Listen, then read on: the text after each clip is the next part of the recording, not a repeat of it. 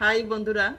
আজকে আমরা তোমাদের এমন একটা রেসিপি, ডালের রেসিপি দেখাবো যেটা মানে ভীষণ উপকারী ডাল। এটাকে সুপারফুড হিসাবেও বলা হয়। এই ডালটার নাম হচ্ছে কুলত্থ কলাই ডাল বা কুলতি কলাই ডাল।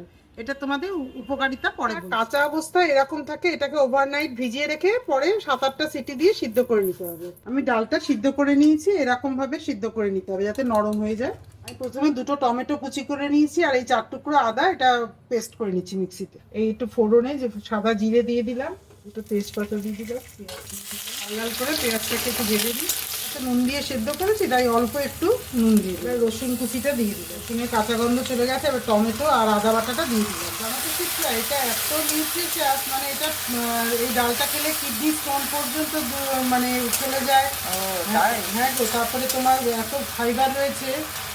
হ্যাঁ, তাই জন্য তোমার ডায়াবেটিসেও সাহায্য করে। আচ্ছা আচ্ছা, খুব ভালো থাকে। 1 চামচ সেদ্ধ ডাল একটু তুলে রেখে আমি এটাকে একটু হাতা দিয়ে একটু কি ম্যাশ করে নেব। এবার একটু হলুদ দিয়ে দিলাম, ছোট্ট 1 চামচ লঙ্কার গুঁড়ো দিয়ে দিলাম, 1 চামচ দেশি ঘি দিয়ে দিলাম। এটা অপশনাল, দিতেও পারেন না দিতেও পারেন। কষানো হয়ে গেছে, এবার ডালটা দিয়ে দিচ্ছি। এই যে ডালটা ভেঙে রেখেছিলাম সেটা দিয়ে অল্প একটু মিষ্টি দিয়ে দিলাম, কাঁচা লঙ্কাটা উপর থেকে ছেড়ে দিলাম। এবারে ধনে পাতা দিয়ে শেষ হয়ে গেল রান্না। আমাদের এই কুলত্থ কলাই ডাল রেডি। বন্ধুরা, তোমরা এটা করে দেখো, অত্যন্ত পুষ্টিগুণ সমৃদ্ধ ডাল একটা, অবশ্যই করবে।